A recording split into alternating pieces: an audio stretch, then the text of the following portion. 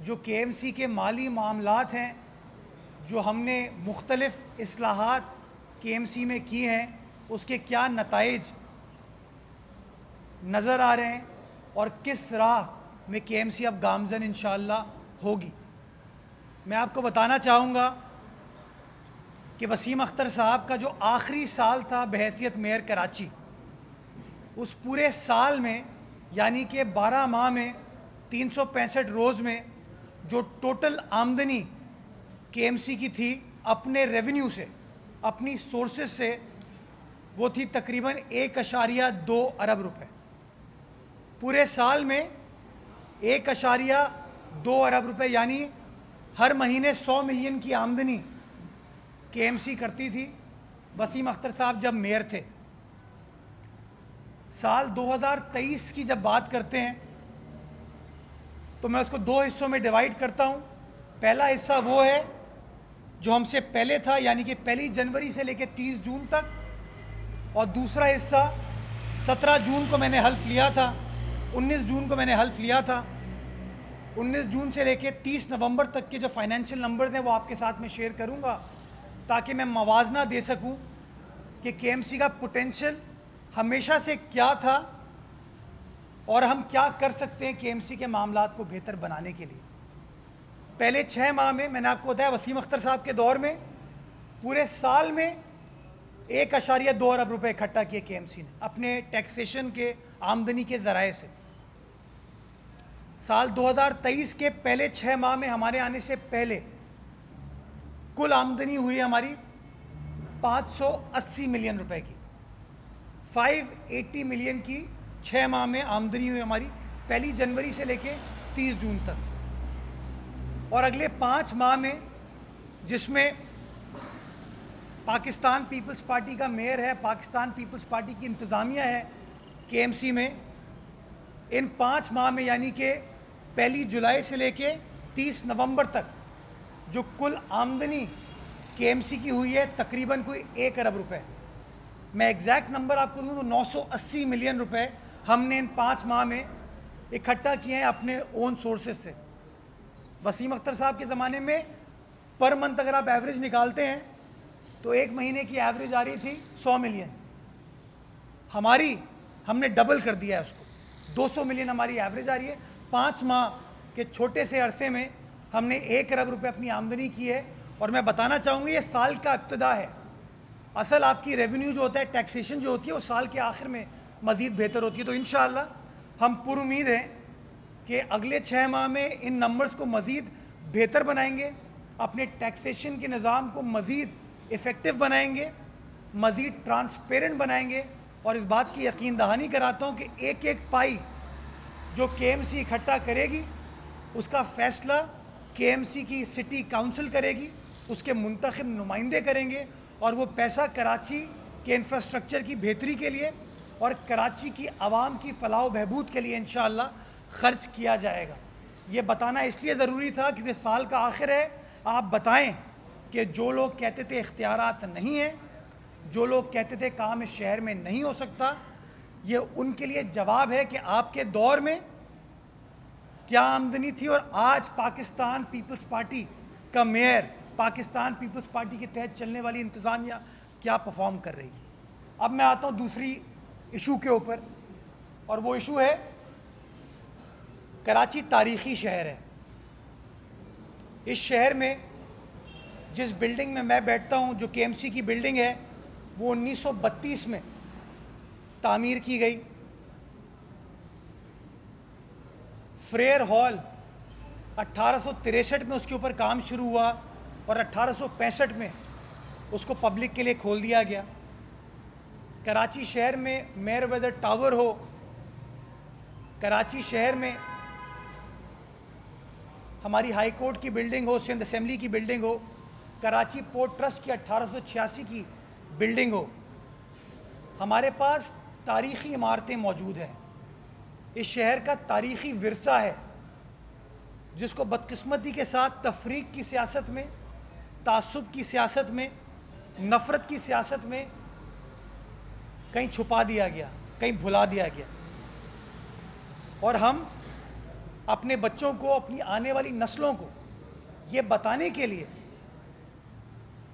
कि इस शहर का क्या बैकग्राउंड रहा है, ये कराची है, कुराची है, कोलाची है, इस शहर की क्या तारीख़ है, क्या कल्चर है, क्या हेरिटेज है। बल्दिया उज़्मा कराची ने फ़ैसला किया है कि हम उनके लिए इस तारीख़ी विरसे के ऊपर अब काम करेंगे। और मैं बताना चाहूँगा कि हालिया इजलास जो बल्दिया उज़्मा कराची का मुनक्किद हुआ था, उस इजलास में सिटी काउंसिल ने पाकिस्तान के पहले मेट्रोपॉलिटन म्यूज़ियम के क़याम की मंजूरी दी। यानी कि पाकिस्तान में अजायब घर के लिए, म्यूज़ियम्स के लिए हैं, लेकिन किसी बल्दियाती हुकूमत का, कोई मेट्रोपॉलिटन हुकूमत का, बल्दियाती निज़ाम का कोई म्यूज़ियम नहीं है।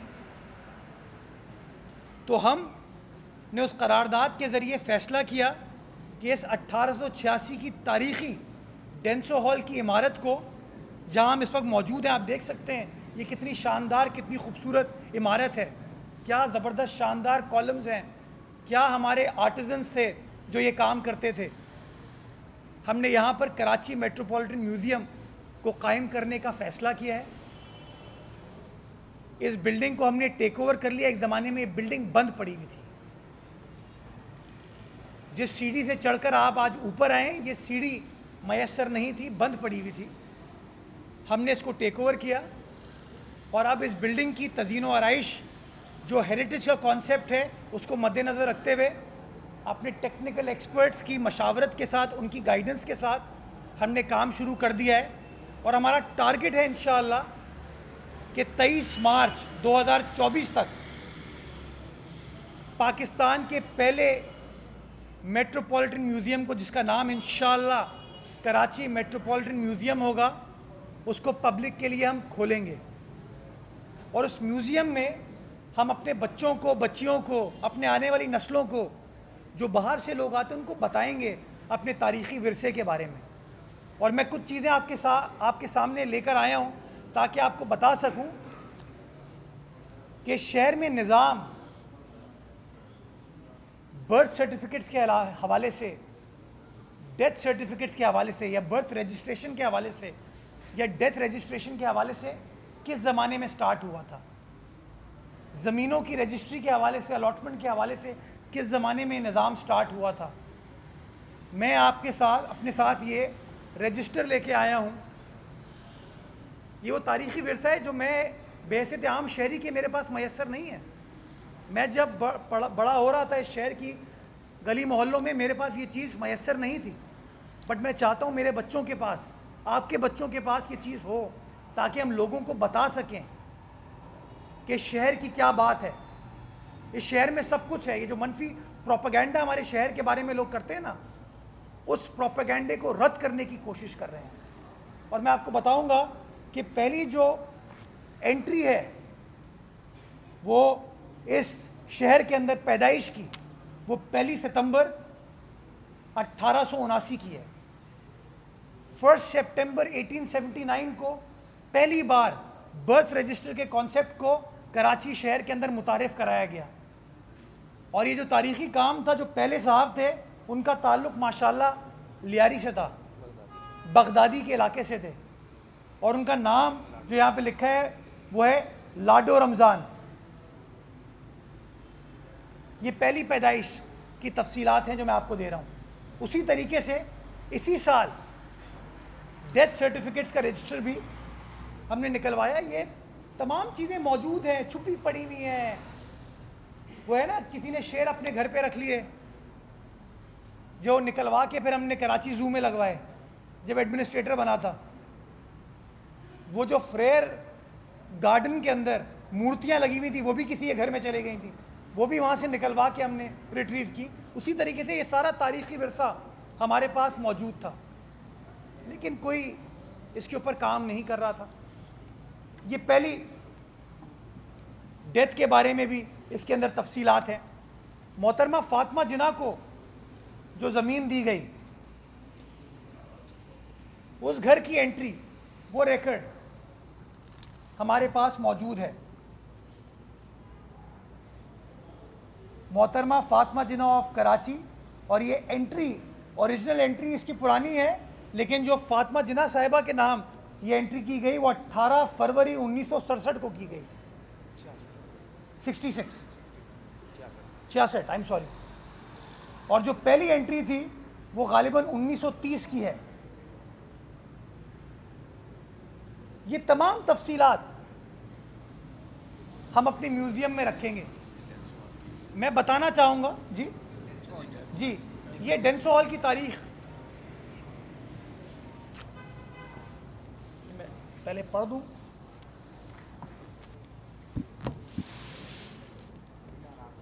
कि इस ज़मीन का सर्वे नंबर क्या है, शीट नंबर क्या है, वो तमाम चीज़ें इसके अंदर दर्ज हैं।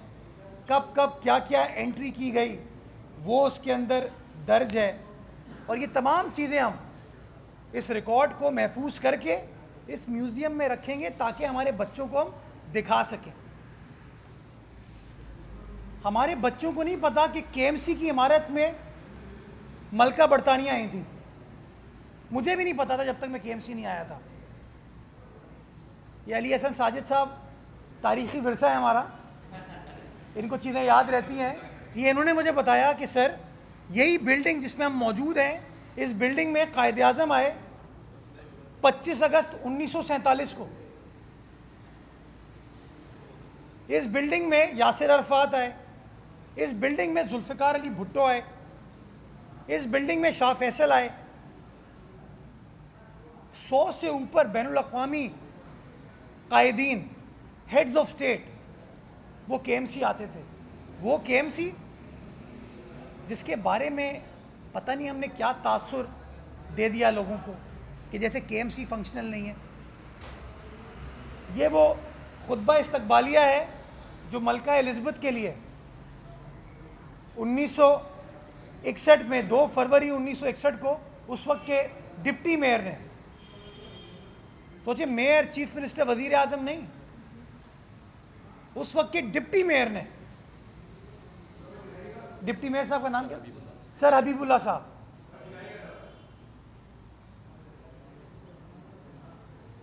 अभी हम खुश होते हैं अगर कोई वजीर आता है कहीं का